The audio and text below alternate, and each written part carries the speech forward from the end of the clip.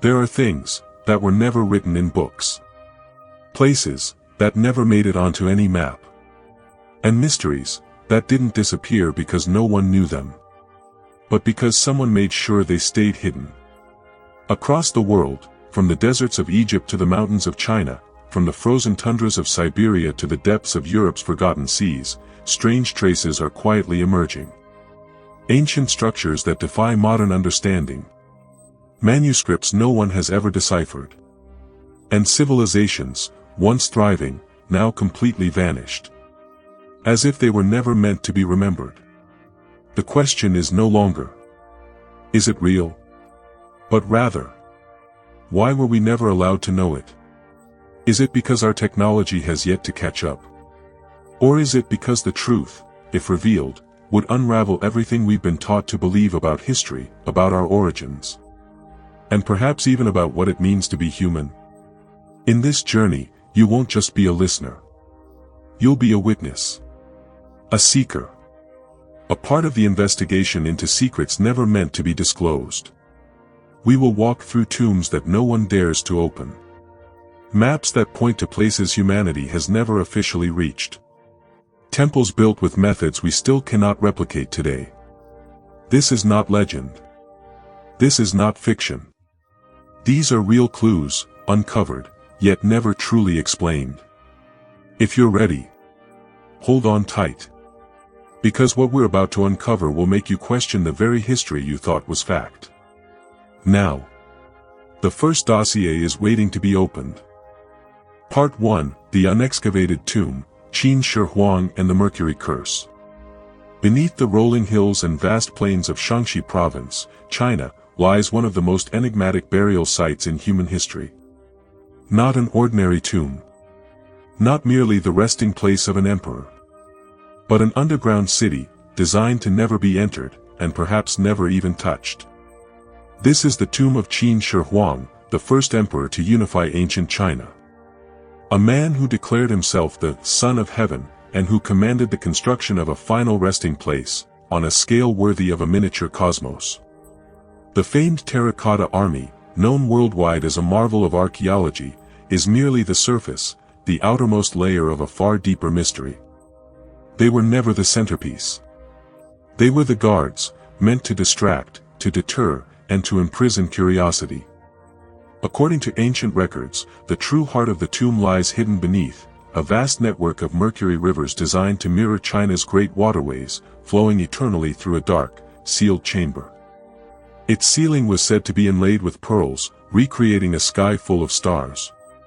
Mechanical traps, crossbows rigged to fire, guard the passageways, ready to strike any who dared to enter. Yet the strangest thing is that no one ever has. For over 2,000 years, no person has stepped inside the central tomb. Not because it's impossible. Modern survey technology has already confirmed the presence of a massive subterranean structure. Soil samples reveal extraordinarily high mercury levels, hundreds of times beyond natural norms, perfectly matching ancient accounts. So why hasn't it been excavated? Archaeologists often cite preservation. Opening the tomb might destroy the artifacts within. Indeed, when the terracotta warriors were first unearthed, their vibrant pigments faded and disintegrated within minutes of air exposure. But some believe the reasons go far deeper. In Chinese culture, an emperor's tomb is sacred, a domain of immortality. To violate it is not just to disturb the past. It is to provoke forces that were never meant to be touched. Some scholars suggest the tomb may contain lost texts, forgotten technologies, or ancient knowledge capable of rewriting our entire understanding of Eastern civilization. Others go further, speculating that Qin Shi Huang didn't simply want to be remembered. He wanted to be guarded. Not by men, but by something else. A curse? A scientific anomaly far ahead of its time? Or a seal, engineered to lock away something the modern world isn't ready to face? No one knows for certain. And perhaps the most unsettling question isn't what lies beneath the stone and soil, but why, even with all their power and technology, the Chinese government has refused to open the tomb for decades. Are they protecting heritage? Or are they shielding humanity from something history was never meant to confront? Part 2, the tomb erased from history, Genghis Khan and the mourners who never returned. Across the vast, windswept steppes of Mongolia, where the sky feels close enough to touch and the land stretches endlessly in all directions, one of history's greatest enigmas remains unsolved. His name is legend.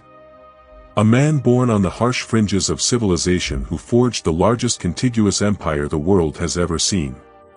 In just a few decades, Genghis Khan brought fear from the coasts of China to the heart of Europe. And yet, when he died, his final resting place disappeared without a trace. No tombstone. No mausoleum. Not a single map or written account, even in the oldest Mongolian chronicles, mentions where he was buried. According to legend, and it remains only a legend, his funeral procession killed every person they encountered on the journey, to protect the secret. Then, once the burial was complete, the mourners themselves were executed. And those who carried out that final task, they, too, were silenced. From the 13th century onward, a storm of silence has shrouded his grave. Some versions claim thousands of horses were driven across the burial site to erase all signs of disturbance, turning it into just another patch of steppe. Other tales speak of a young camel buried alongside the Khan, so its mother would return year after year, weeping at the grave, silently marking it for Genghis Khan's descendants. Poetic as it may sound, none of it has ever been proven. What's even more mysterious is the lack of exploration. Despite advances in satellite imaging, drone mapping, and geological scanning, no large-scale archaeological mission has ever been allowed in the regions believed to hold his tomb, particularly the sacred Qin Mountains, where he was born, and where he is believed to have returned in death. And it's not due to lack of interest. The Mongolian people, citizens, elders, and government alike, vehemently oppose any attempts to excavate, citing spiritual reverence, national pride, and ancestral sanctity. But a deeper question lingers. Is it possible the tomb doesn't exist? Or is someone protecting it from the eyes of the modern world? Some bold theories suggest the tomb of Genghis Khan is more than a grave. It may be a vault, containing treasures amassed across Asia, from Persia to China. Ancient texts, unidentified relics, or traces of a forgotten civilization the Mongols once encountered, never recorded in history. One thing is certain. If discovered, the tomb of Genghis Khan could rival the pyramids of Egypt or the mausoleum of Qin Shi Huang in archaeological significance. But perhaps that's precisely why it must remain buried. Because not all tombs are built to be found. Some are crafted to be eternally undisturbed. And the last mourners of Genghis Khan made sure of that, with their own lives. Part 3, The Cave Not Found in History, Longyou and the Forgotten Ancient Technology. Not all wonders of the ancient world were built above ground. Some were buried deep beneath, waiting in silence for millennia to be discovered. In 1992, in a small village in Longyou County, Zhejiang Province, China, a local farmer decided to drain the water from a pond in his courtyard to make more space. He had no idea that each stroke of his shovel was unearthing one of the greatest architectural mysteries in human history. Beneath the muddy water and silt, hidden for thousands of years, lay a colossal man-made cavern, its stone walls perfectly smooth, its ceiling soaring dozens of meters high, its carved columns and walls adorned with repeating patterns so precise, they appeared to have been made by modern machinery. But it wasn't just one cave. Not two. 24 massive chambers, all meticulously carved into solid bedrock. And yet, not a single mention of them exists in any Chinese historical records. From all the dynasties, all the imperial chronicles, not one line ever acknowledges their existence. There were no pottery shards. No bones. No tools. No signs that anyone ever lived there. Only perfection. Walls as straight as engineering blueprints. Ripple-like carvings that run continuously, synchronized, as if written in visual rhythm. Pillars rising like silent guardians, holding up cathedral-like vaults. The total floor area? Over 30,000 square meters. Archaeologists estimate the caves may have been constructed over 2,000 years ago, perhaps during the Qin or early Han dynasties. But if that's true, who carved them? With what tools? And more urgently, why is there no record, no folklore, no myth, even among local communities, of such a staggering undertaking? Some suggest the site was an ancient military facility. Others, a massive granary. Some believe it may have been a sacred space, restricted to an elite class not quite human. Or could this be the remnant of a lost civilization, systematically erased from collective memory? One growing theory proposes Longyou is not a cave system, but a stone library. A subterranean vault, designed to preserve something vital, for a future that may never come. If so, then who built it? A forgotten dynasty? An ancient society with technology centuries ahead of its time? Or perhaps, a species that was never human at all? There are no definitive answers. No inscriptions. No concrete clues. Only the silent stone walls, like pages of a book no one can read, still standing in the shadows beneath Longyou. And they are waiting for someone brave enough to decipher the language that humanity has long forgotten. Part 4, Baalbek and the stones no modern machine can move. In the Bekaa Valley of Lebanon, nestled amid ruins left behind by Roman builders, lies a mystery far heavier than time can carry. An ancient platform, massive, weathered, and silent, built with stones so enormous that they defy explanation. At the heart of it is Baalbek, known in antiquity as Heliopolis, the city of the sun. But beneath the Roman columns and crumbling temples is a foundation that no one can explain, because no civilization, past or present, has ever demonstrated the means to build it. At its core are the trilithon stones. 3 megaliths, each weighing between 750 and 800 tons, stacked together with such precision that even a razor blade cannot slip between them. Nearby, in the ancient quarry, lies something even more astounding. The stone of the pregnant woman, 1,000 tons. The forgotten stone, over 1,200 tons. And in 2014, the discovery that shook every theory to its core. A single stone weighing 1,650 tons, the largest ever found on Earth, cut and shaped by unknown hands, yet never moved. To put it in perspective, that's the weight of more than 4 fully loaded Boeing 747s, carved over 2,000 years ago, with no evidence of machinery capable of moving it even a few inches. The Romans built temples atop Baalbek, but they did not move the foundation. There is no Roman text, no scroll, no blueprint or record, detailing how such stones were placed. No evidence of cranes, pulleys, or transport mechanisms that could handle such mass. In fact, the Roman cranes of the time could only lift a fraction, no more than 100 tons.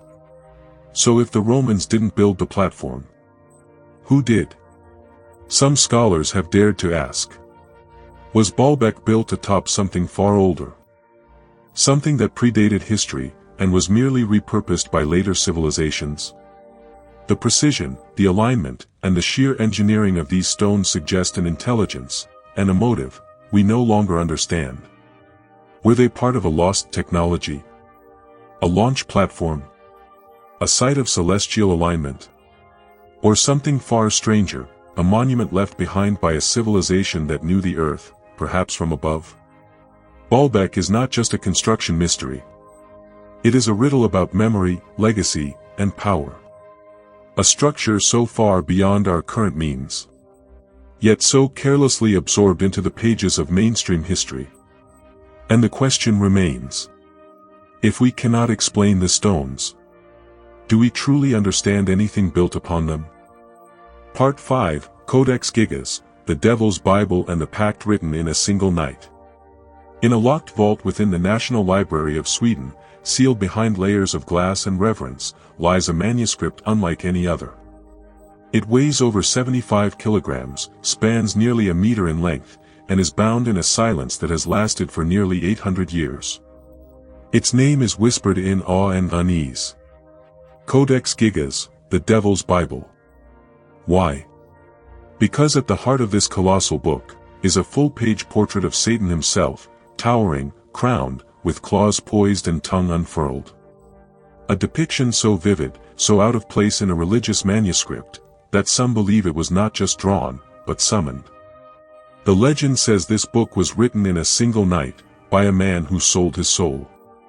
According to 13th century folklore, a Benedictine monk in Bohemia was condemned to a horrific fate.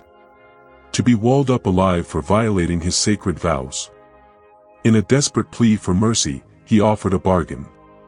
Let him live, and he would write a book containing all human knowledge, the entire Bible, medicine, astronomy, history, magic. In a single night.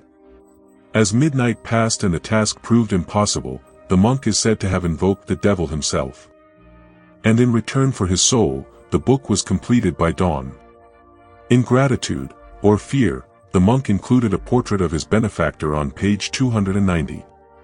That image has haunted the manuscript ever since.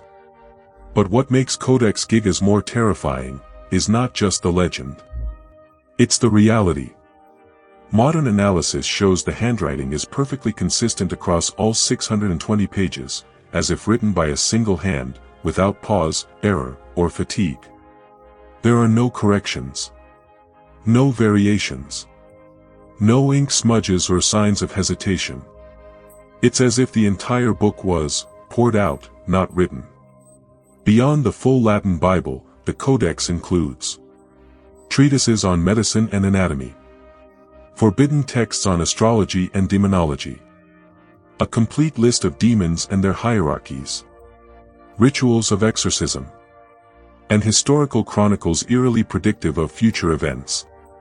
Wherever it has gone, catastrophe has followed. It was seized during the 30 Years' War and taken to Sweden as war booty.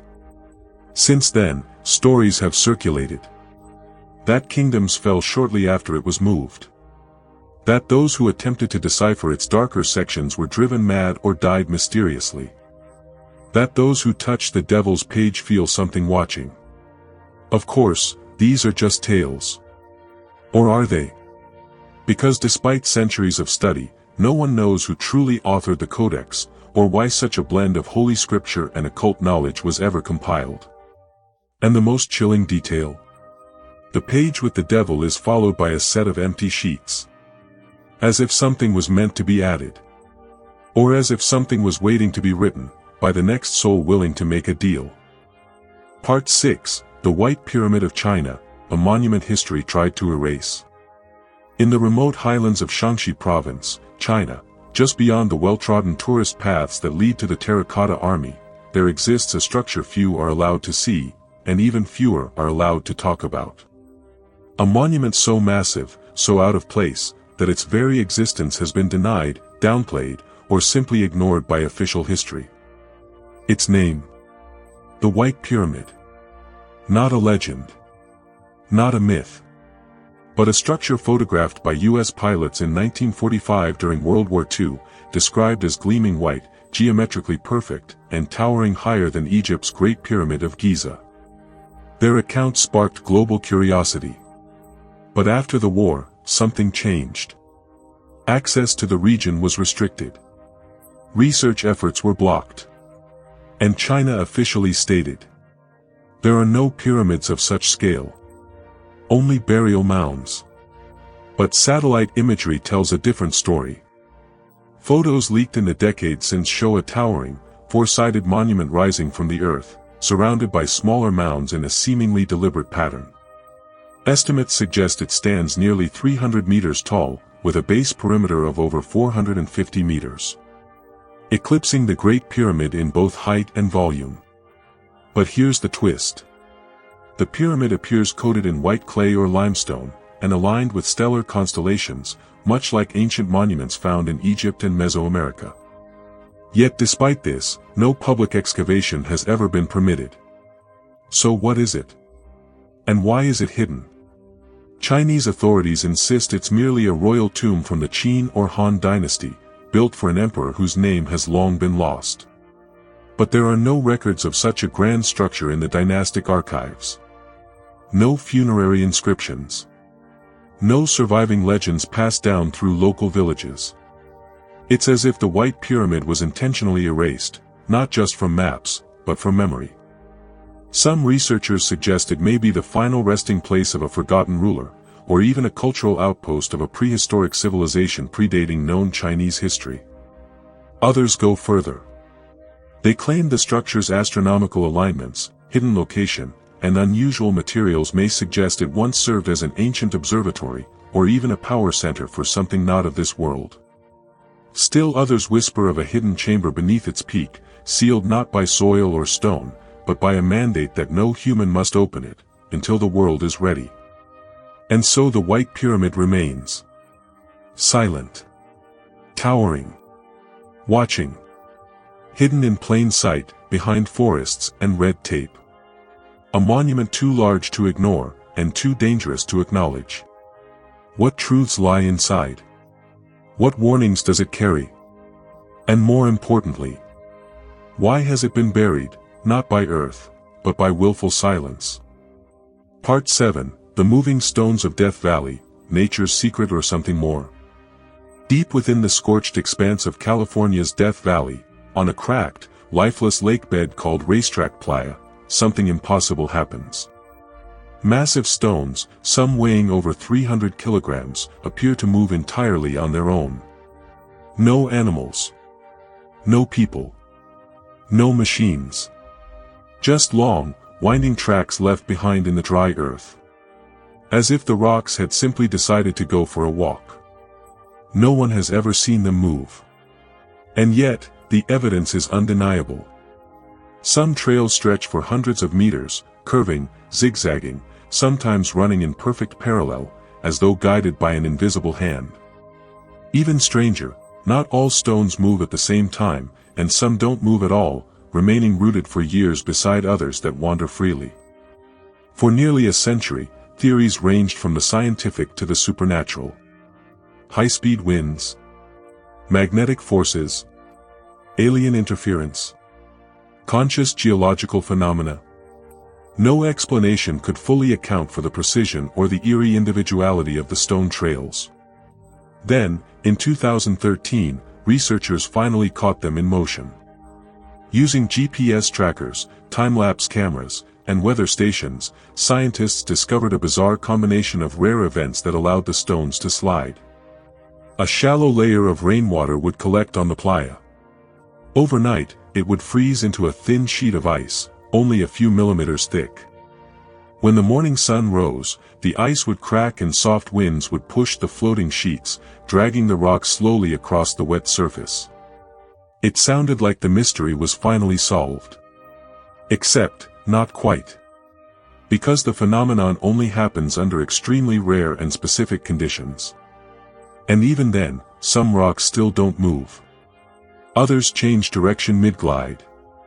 And in some cases, trails appear where no rock is present at all. So, is it really solved? Or have we simply settled for an answer that explains just enough to stop asking questions? Some investigators believe Racetrack Playa may sit above a unique electromagnetic anomaly. Others believe the patterns mimic sacred geometry found in ancient cultures. And a few still hold fast to more esoteric theories. That the stones move in accordance with ritual cycles, or are influenced by conscious energy embedded in the land itself. Whatever the truth is, the moving stones of Death Valley remain one of Earth's strangest natural riddles, a dance of rock and silence under a sunburnt sky. And they remind us that even in the age of satellites and science, there are still places on this planet where the laws of reality seem negotiable. Part 8, The Library of Alexandria, Burned Wisdom and a Legacy Buried with Flame. There was once a place on Earth where nearly all of humanity's knowledge was gathered under a single roof. A sanctuary for science, philosophy, astronomy, mathematics, medicine, and the mysteries of the cosmos itself. That place was the Library of Alexandria. And its destruction is considered one of the greatest losses in human history. Founded in the 3rd century BCE in the Egyptian city of Alexandria, under the reign of the Ptolemaic dynasty, the library was more than a building. It was a beacon, meant to illuminate the world. At its peak, it was said to house between 200,000 and 700,000 scrolls, many of them unique, and many believed to contain knowledge from lost civilizations, oral traditions, and foreign lands no longer known to modern maps. The Ptolemies collected texts from every ship that entered the harbor, copying each scroll before returning it, or keeping the original and giving back a replica. Among its contents were not just works from Greece and Egypt, but writings from Persia, India, Babylon, and possibly, sources even older. But then, it vanished, not in a single night, but through a series of fires, wars, and deliberate silencing. Who burned the library? That question is still debated. Some blame Julius Caesar, whose siege of Alexandria in 48 BCE may have sparked a fire that reached the docks, and possibly the library itself. Others point to Christian zealots in the 4th century CE, who deemed pagan knowledge heretical. Still others blame the Muslim conquest of 642 CE, though many scholars argue this claim was later propaganda. In truth, it wasn't just burned, it was erased. Over time, scrolls were lost, scattered, hidden, or destroyed. What survived was not the knowledge, but the echo of what once existed. But what exactly was lost? This is where the mystery deepens. Some believe the library held scrolls that detailed pre-Diluvian histories, stories from before the Great Flood. Others claim it preserved Atlantean technology, ancient blueprints of the stars, or mathematical systems far ahead of their time. A few suggest that knowledge of healing, energy manipulation, or even how to harness natural forces, were all contained within those walls. If the Library of Alexandria had survived, wrote Carl Sagan, we might have reached the moon, in the 14th century. But perhaps the most unsettling thought isn't what was lost. It's that some of it may still exist. Scattered in forgotten temples. Buried beneath ruins. Locked away in private collections. Or, stored in vaults never meant to be opened. Because knowledge is power. And power, when too concentrated, terrifies the world that seeks to control it. The library may be gone. But its shadow still looms over every question we ask about what came before. And until we reclaim that lost wisdom, we remain students in the dark, searching for the fire that was once ours. Part 9, the Piri Reis Map, Forgotten Knowledge or Proof of a Prehistoric Civilization. In 1929, in a forgotten corner of Istanbul's Topkapi Palace, a rolled-up piece of gazelle skin was discovered, faded, fragmented, and seemingly unremarkable. But when it was unrolled, scholars gasped. Drawn in 1513 by Ottoman admiral and cartographer Piri Reis, the map depicted something that should have been impossible. The western coast of Africa. The eastern coast of South America. And most shockingly, the northern shoreline of Antarctica, 300 years before it was officially discovered. Even more unsettling, the map appeared to show Antarctica without its ice cap, revealing mountain ranges and land masses only recently confirmed by modern radar beneath the continent's frozen shell. But how? Piri Reis himself claimed he didn't create the map from scratch. Instead, he compiled it using older source maps, some dating back to the time of Alexander the Great, others said to have come from ancient civilizations long forgotten, and perhaps even from maps used by Columbus. Yet none of these supposed source maps have ever been found. And none known from that era contain the precision and continental detail seen in the Piri Reis map. The map even includes longitudinal accuracy, something European navigators wouldn't master until the 18th century. How could a 16th century admiral create a map so advanced, using knowledge that officially didn't exist? Theories have swirled for decades. Some believe Piri Reis had access to Atlantean records, ancient documents preserved by secret societies or hidden monasteries. Others suggest that the map was a copy of a copy of a copy, passed down from a civilization that existed before the last ice age, when Antarctica was still ice-free. If true, this would place the origins of the source maps at over 10,000 years old. There are even those who theorize the map is evidence of ancient aerial or satellite-level observation, indicating technology far beyond what we attribute to early human cultures. Skeptics argue that the ice-free Antarctica is a misinterpretation, or that the shapes are coincidental. But even they cannot explain how Piri Reis captured coastlines that had not yet been charted, with such remarkable accuracy. So what is the Piri Reis map, truly? A historical anomaly? A cartographic miracle? Or a window into a civilization erased from the records? If ancient humans once mapped the world with such precision, what else did they know, that we've forgotten? And perhaps more importantly, who decided we shouldn't remember? The Piri Reis map is not just ink on skin. It is a challenge, to history, to science, to the stories we've been told. And its very existence suggests that the greatest explorers of our past may have come from a time we no longer remember at all.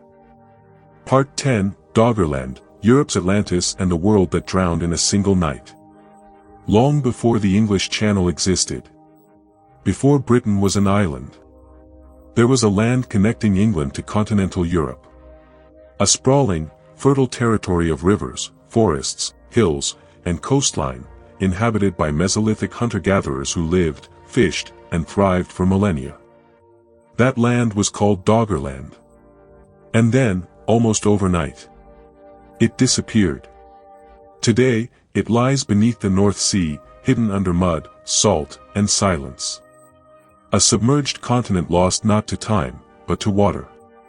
But what exactly was Doggerland? Stretching from what is now Scotland across to the Netherlands and into Denmark, Doggerland covered over 100,000 square miles, larger than modern-day Britain. It was home to mammoths, red deer, giant aurochs, and some of the earliest known human settlements in Europe. People here crafted tools, hunted vast herds, and may have even built the first wooden structures on European soil. It was, in every sense, a forgotten cradle of civilization. But around 8,200 years ago, something happened. A catastrophic geological event, known as the Storegga Slide, triggered an enormous tsunami off the coast of Norway. Walls of water surged inland. Rising seas, accelerated by the melting of Ice Age glaciers, swallowed the low-lying lands. And Doggerland was gone. What makes it so mysterious is not just its disappearance, but what we're starting to find beneath the waves. Fishermen have dredged up flint tools, spears, fossilized bones, even fragments of human skulls and ancient tree trunks. All from an underwater world no longer on any map. In recent years, seismic imaging, borrowed from oil exploration, has revealed what appear to be rivers, lakes, hills, and even settlement patterns preserved beneath layers of sediment. But the sea won't give up its secrets easily. No full city has ever been uncovered. No ancient temple. No written record. Only a feeling that something once existed here, something organized, intelligent, and deliberately forgotten. Some believe Doggerland was more than a bridge. That it was a center of trade, of ritual, of knowledge.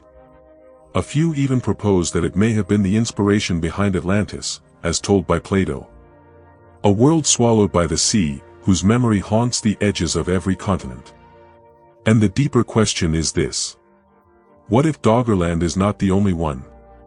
What if our history is built on the bones of lost lands, civilizations consumed by climate shifts, tectonic violence, and rising tides? In an age where sea levels are once again climbing, Doggerland may not just be a mystery. It may be a warning. What lies beneath the North Sea is not just sediment and fossils. It is a sunken mirror, showing us that civilization can vanish not in centuries, but in a single wave. And still, we ask, how much have we lost? And how much have we forgotten, on purpose? Part 11, the Rohonc Codex, a book written in a language that never existed. In a quiet corner of Hungary, buried deep within the archives of an old library, lies a book that has defied every effort to understand it. A book no one can read, written in a language found nowhere else on Earth, and filled with symbols that seem to obey no known linguistic system. Its name is whispered with a mixture of curiosity and frustration. The Rohonc Codex. Over 400 pages long, this manuscript is scrawled with thousands of unique characters, nearly 10 times more than the Latin alphabet. They repeat with uncanny rhythm, as if forming coherent sentences, yet not a single word has ever been translated. Linguists, cryptographers, historians, none have succeeded. Because the language itself does not exist. But that's only the beginning of the mystery.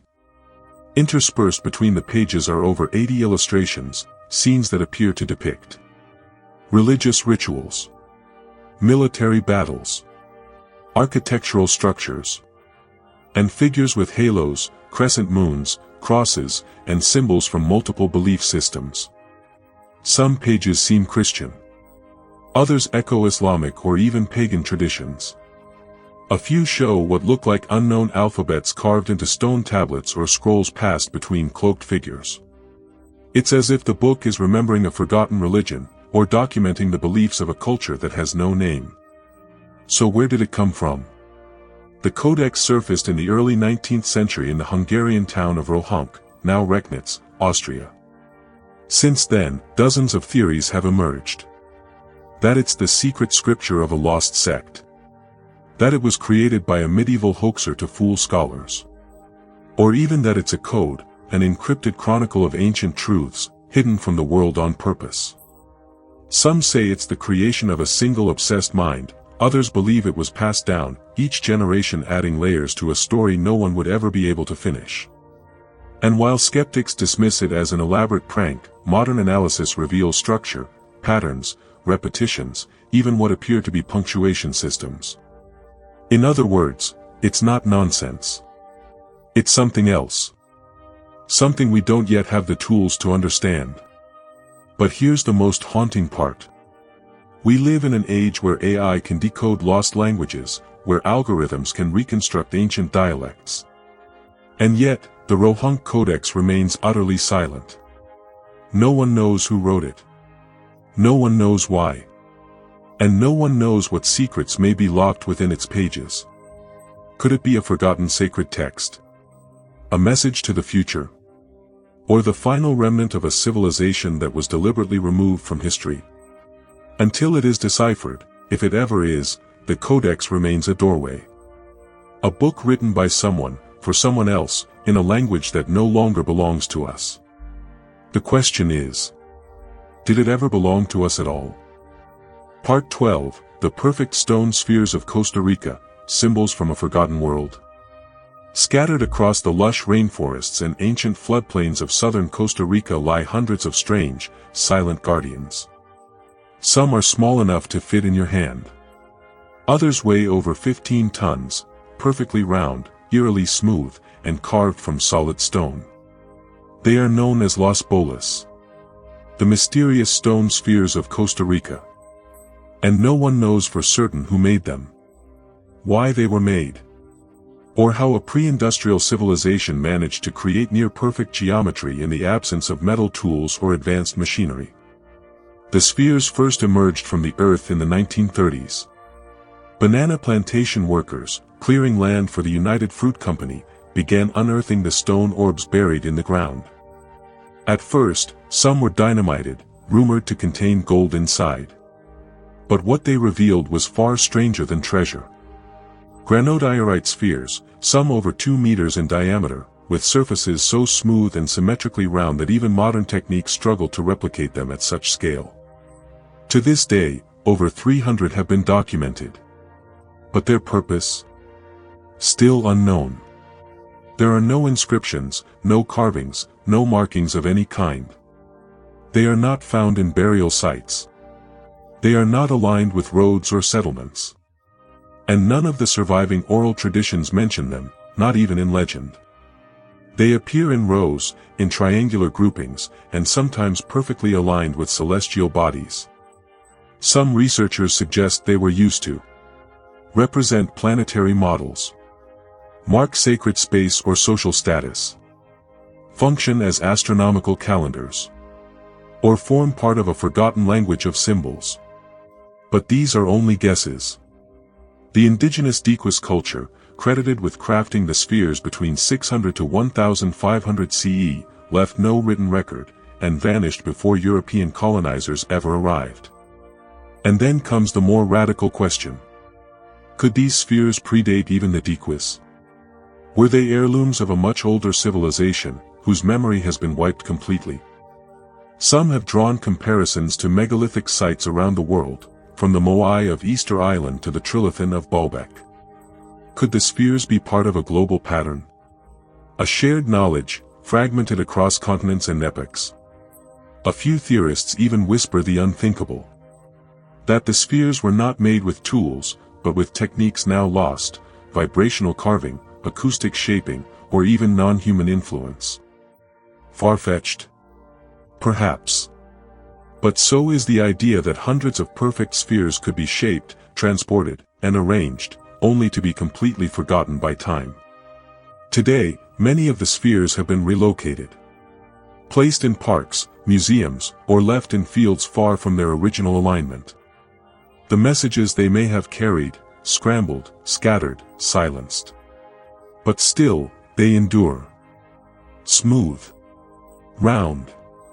Watching. As if waiting for the moment when we finally remember what we were supposed to see. Part 13, The Unfinished Obelisk of Aswan, Ruins of a Technology Lost in Time. On the banks of the Nile, in the sweltering heat of southern Egypt, lies a monument that was never completed, yet may hold answers that finished structures never could. It is called the Unfinished Obelisk of Aswan. A single piece of granite, nearly 42 meters long, weighing an estimated 1,200 tons, the largest stone ever attempted by human hands. And it was never moved. Never raised. Never spoken of in detail by the ancient Egyptians. It lies half-carved, half-freed from the bedrock, as if the builders vanished mid-sentence. But what does this abandoned monument really tell us? Conventional history says the obelisk was commissioned during the reign of Queen Hatshepsut of the 18th dynasty. It was meant to stand upright, towering over temples and cities, an eternal needle pointing to the sky, channeling the sun god Ra. But a crack in the granite doomed the entire endeavor. So the site was abandoned. That's the official story. But the site tells another tale. Look closer at the walls of the quarry. You won't find copper chisels. You won't find sled marks or drag paths. Instead, you'll find unusually smooth surfaces, precise incisions, and signs of unknown tooling techniques. Some researchers believe these marks are evidence of a lost technology. One that could cut, shape, and polish granite with far greater efficiency than hammers and dolerite pounders. Could the Egyptians have used sonic tools? Heat-based methods? Or did they inherit techniques from a much older civilization, whose knowledge has long since vanished beneath desert sands? And then there's the deeper question. If the obelisk had been completed, how would they have moved it? The Nile boats of the era could not carry that weight. The cranes of today would struggle with such a task. No ramps, pulleys, or support structures have ever been found at the site. And yet, this was not a unique attempt. Dozens of obelisks, some weighing over 300 tons, have been successfully transported from Aswan to Karnak, Luxor, and even Rome. How? Could this monument have been part of something bigger? Some propose it was intended for a lost temple, a celestial alignment, or even a planetary energy network. Others believe its unfinished state is deliberate, a marker, a message, a glimpse into technologies and ambitions that later generations were never meant to rediscover. Whatever the truth, the unfinished obelisk is not a failure. It is a clue. A remnant of a civilization that may have known more than we've ever imagined, and a reminder that sometimes, what is left incomplete speaks louder than what has been built. Part 14, The Kailasa Temple, a cathedral carved from a single rock, defying every law of architecture. In the Sahyadri hills of Maharashtra, India, within the sprawling Ellora cave complex, there stands a temple that doesn't rise from the earth. It was carved into it.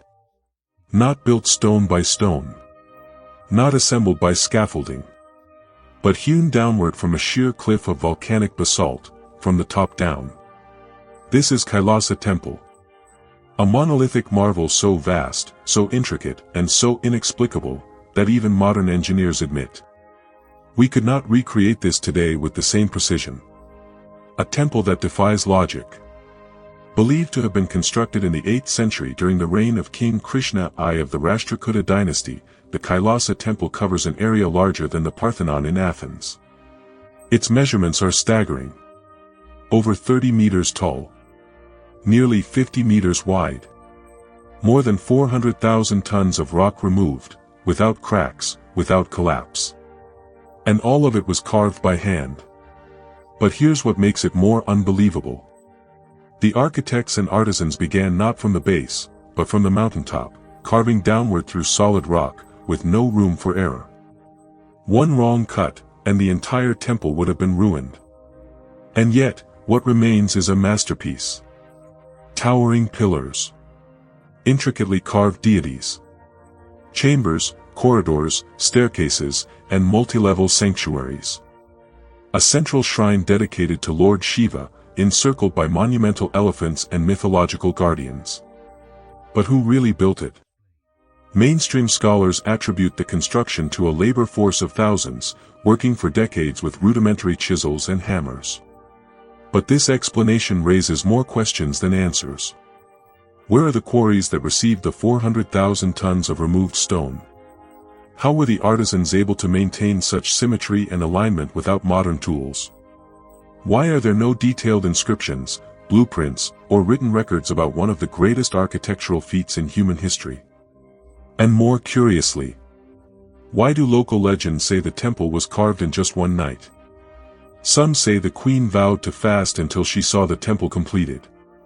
A divine architect, moved by her devotion, carved it overnight.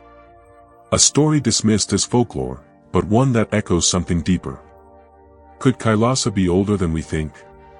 Some theorists suggest the temple predates Krishna I entirely, and that it may be part of a much older, pan-Indian tradition of stone-cut architecture. Others see in its precision and orientation the signs of lost engineering, possibly aligned with celestial grids, energy nodes, or sacred acoustics.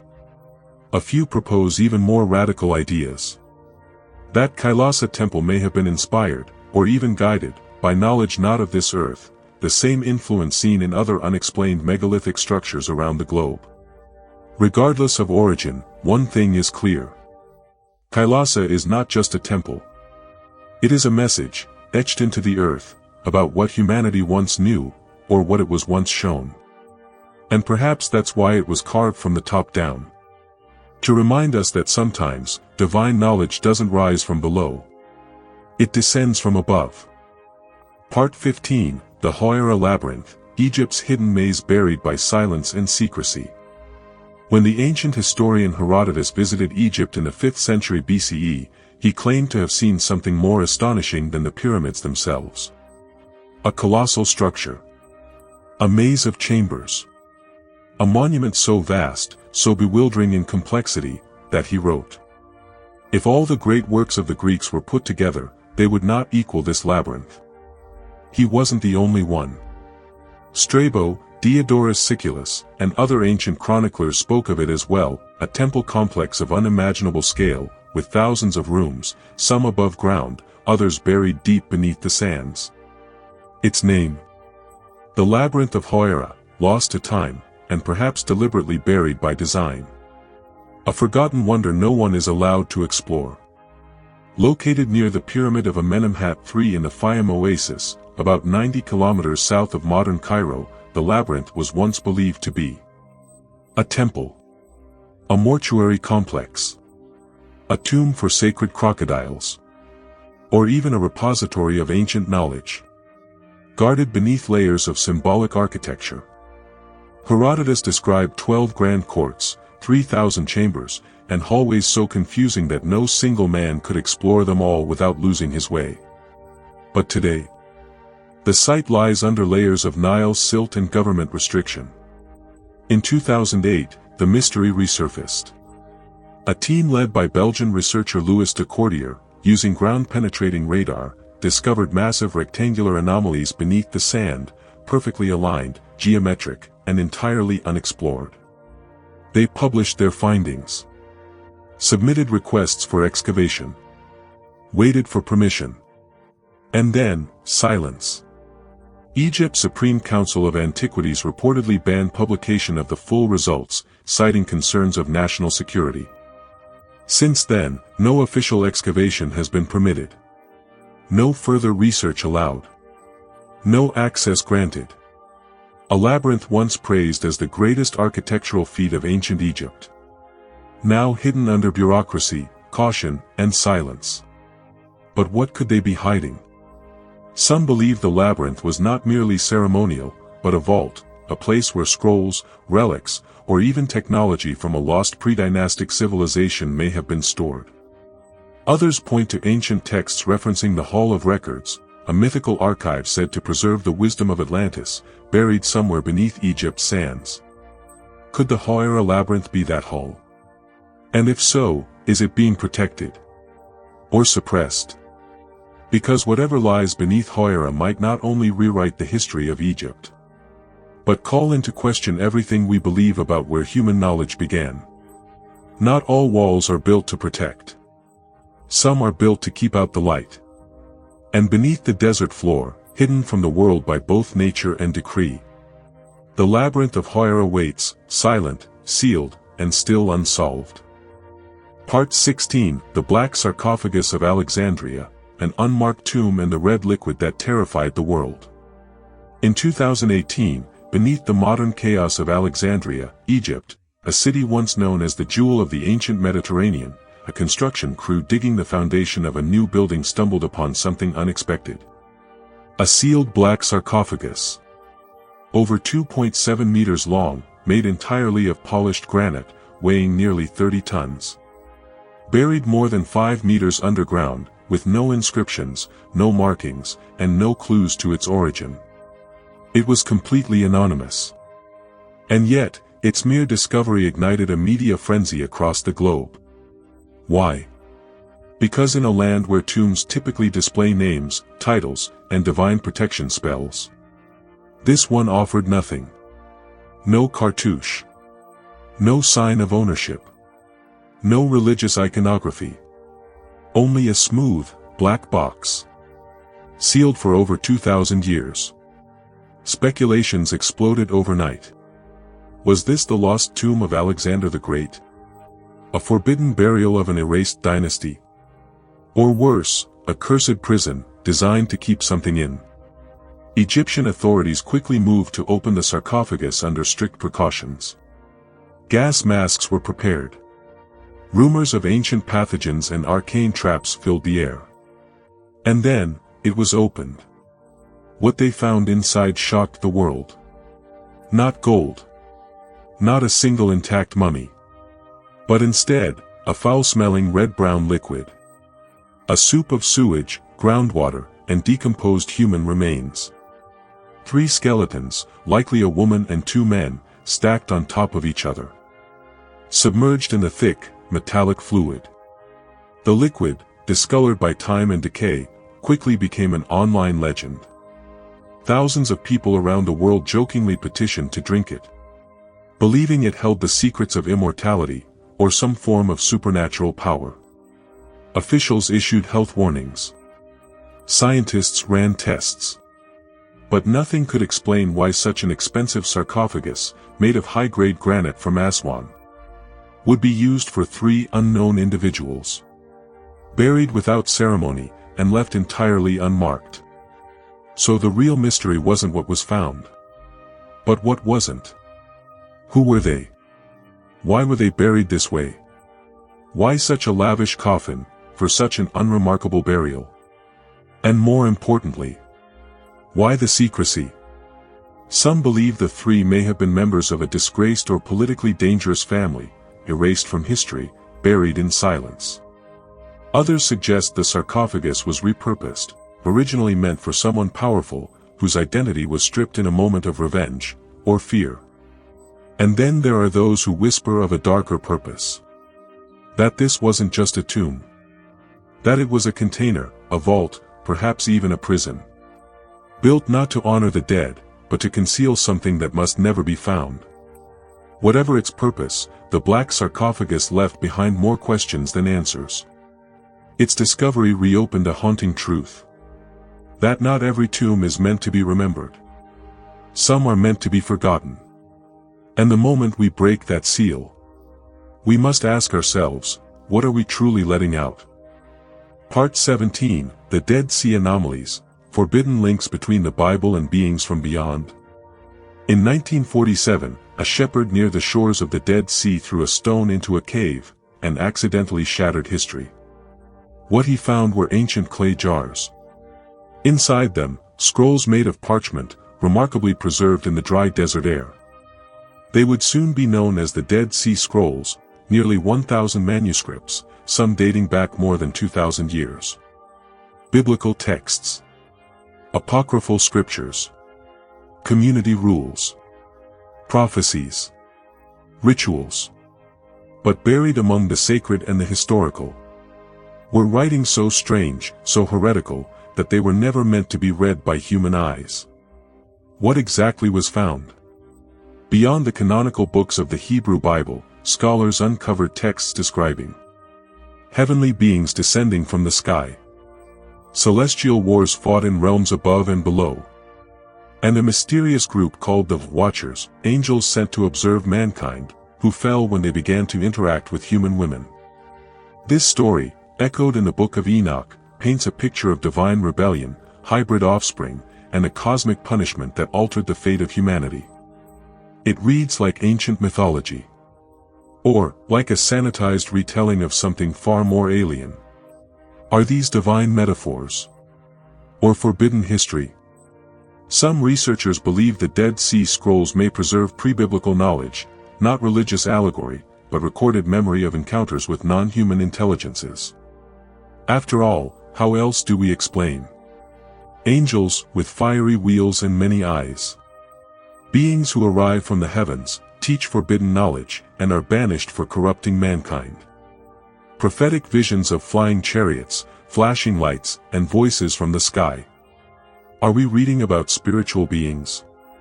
Or about early contact with entities from beyond this world, framed in the only language ancient scribes had? And what about the Copper Scroll? Unlike the others, written on parchment, the Copper Scroll was etched into metal. It doesn't offer spiritual wisdom. It lists 64 locations, each believed to hide gold, silver, and sacred artifacts. But not a single one has ever been found. Some say it's a decoy, a coded map, or a key to a treasure not of earthly origin. Could the Dead Sea Caves be hiding more than scrolls? Archaeologists have long believed undiscovered chambers may still lie buried beneath the limestone. And some independent researchers claim radar scans have revealed anomalous voids, sealed and untouched. Yet all large-scale excavation in the area has been blocked or stalled. Why? Is it religious sensitivity? Archaeological red tape? Or something deeper? Some even claim there are scrolls yet unreleased, with contents too controversial, too destabilizing to ever make public. So what are the Dead Sea Scrolls? Ancient theology? Historical fragments?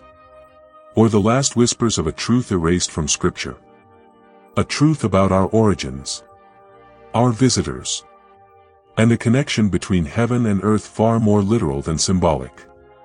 The desert preserved them. Time tried to silence them. And now, the question remains. Were the angels of the Bible ever really angels at all?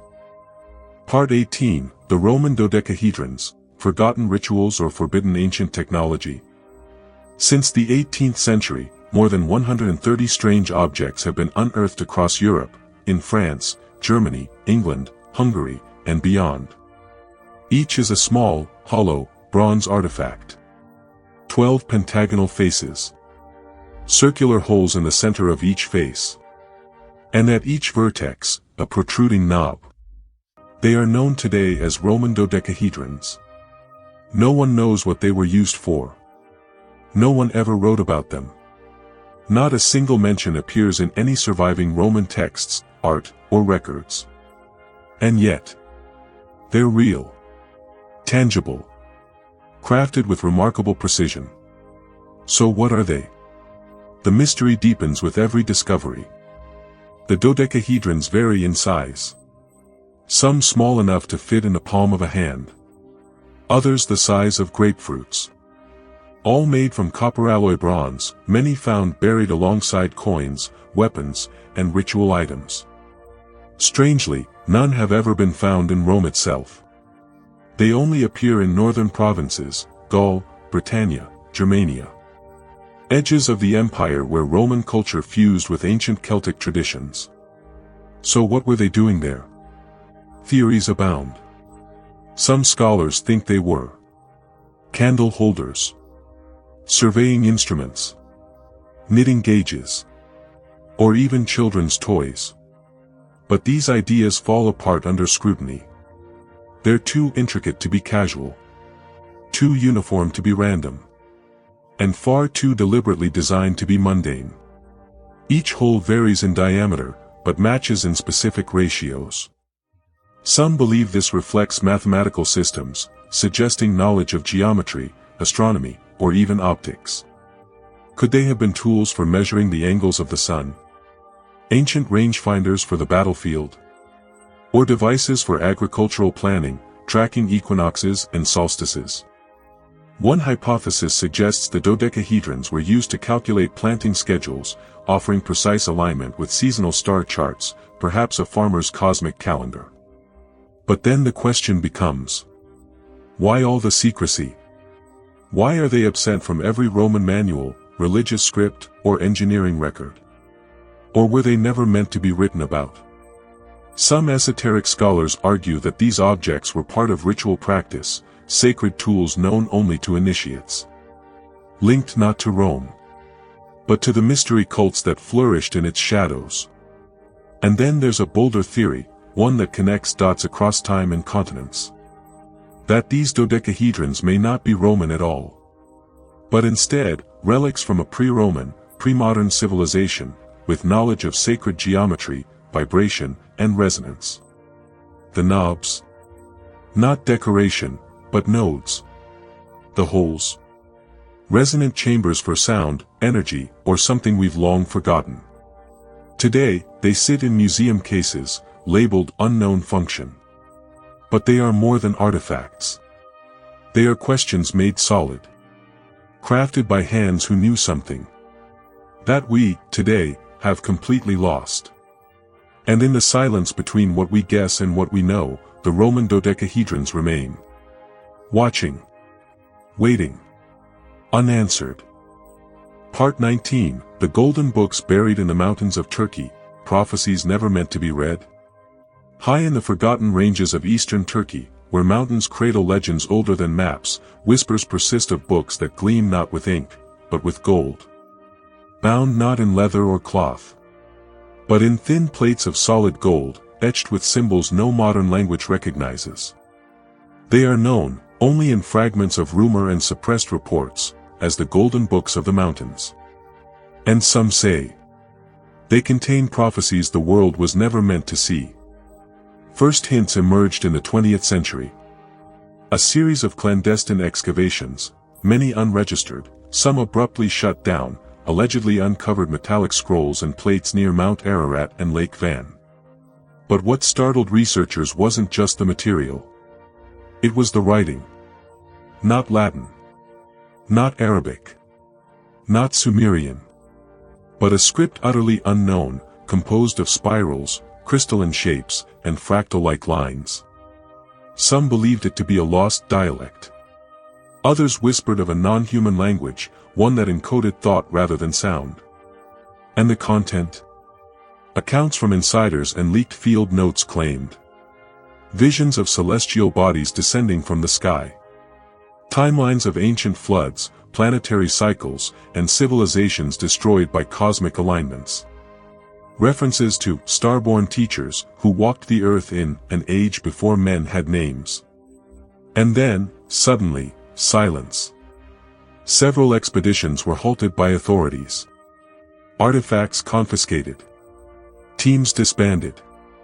In one case, a university-affiliated dig vanished from public records entirely. One researcher, who spoke anonymously, said, "We weren't just digging through rock. We were peeling back the layers of control, and someone didn't like what we found. Why are these golden books hidden?" Some speculate that the tablets may be remnants of a pre-deluge civilization, possibly the same that inspired myths of Atlantis, the Anunnaki, or Zep Tepi, the first time, from Egyptian lore. Others connect them to biblical apocrypha, suggesting they hold parallels to the Book of Enoch, or even the sealed scrolls from Revelation. But the boldest theory is this: that these golden plates are not books at all, but containers, each inscribed with a fragment of knowledge, energy, or code that can only be deciphered when the time is right. A kind of cosmic time capsule, waiting for an era in which humanity is no longer blinded by dogma or power. And perhaps that's why they've remained buried. Not because they were forgotten, but because someone, long ago or not so long ago, decided that the truth is more dangerous than ignorance. So the golden books remain hidden, deep beneath stone and snow, guarded not by locks, but by disbelief. The question now is, what happens when someone finally dares to read them? Part 20, The Temple Beneath Lake Titicaca, Remains of a Civilization History Refused to Name. High in the Andes, nearly 4,000 meters above sea level, lies Lake Titicaca, a body of water so vast it looks like an inland sea, and so sacred that it has been called the birthplace of the gods by more than one ancient culture. But it's what lies beneath its tranquil surface that has haunted archaeologists and shamans alike for decades. In the year 2000, an underwater archaeological expedition, using sonar and deep-diving teams, made a stunning announcement. They had discovered the submerged ruins of an ancient temple. Measuring over 200 meters long, 50 meters wide, and surrounded by stone roads, terraces, and walls. This was not natural. This was not a myth. It was a city, or a sanctuary, intentionally built. And now hidden beneath the water, like something that wasn't meant to be found. Who built it? Officially, the discovery is attributed to the Tiwanaku civilization, who flourished around 500 to 1000 CE. But the Tiwanaku ruins near the lake's shore already posed massive questions. How did they cut and transport stones weighing over 100 tons? Why do some of the carvings depict non-native animals, stars, or hybrid beings? And why does oral tradition insist that even the Tiwanaku did not build these ruins, but inherited them from those who came before? Some believe the temple under Lake Titicaca predates Tiwanaku by thousands of years, perhaps built before the last ice age, when the lake's level was much lower. A sacred birthplace, or a sunken warning? In Incan mythology, Lake Titicaca is the site where the first humans emerged, sent by the sun god Inti to bring order to the world. Curiously, the same location is linked to the Viracocha, a mysterious white-bearded god who arrived from the sea, taught agriculture, astronomy, and law, and then vanished. Multiple Andean cultures depict this being, or beings like him, long before contact with Europeans. Could the temple be connected to them? Could it be a remnant of a civilizing force, or even a cosmic intervention, that came, seeded knowledge, and then disappeared beneath the rising waters? And what's more, why did the lake rise at all? Some theorists believe the flooding was not natural, but the result of a deliberate effort to bury whatever lay at the center of the temple. Not destruction, but concealment. As though someone, or something, wanted this place to be remembered by legend, but never revisited by fact. What's down there now? Official reports stopped. Research was paused. Funding vanished. And to this day, no full excavation has ever taken place. The Bolivian and Peruvian governments both cite reasons of preservation and spiritual respect, echoing what we've seen across the world. Sacred ruins are not to be touched. Or perhaps, not to be revealed. So the temple sleeps beneath the surface. Cold. Silent. Drowned. And with it, possibly, an entire chapter of human history, one that never made it into the textbooks.